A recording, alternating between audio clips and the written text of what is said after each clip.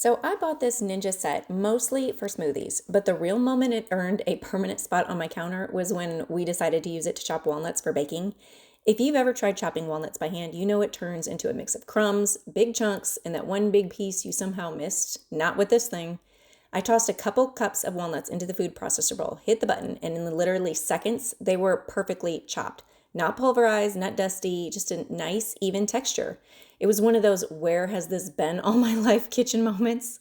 And the best part, it didn't turn the nuts into walnut butter like some processors do. It actually pulsed evenly without overheating or clumping everything together.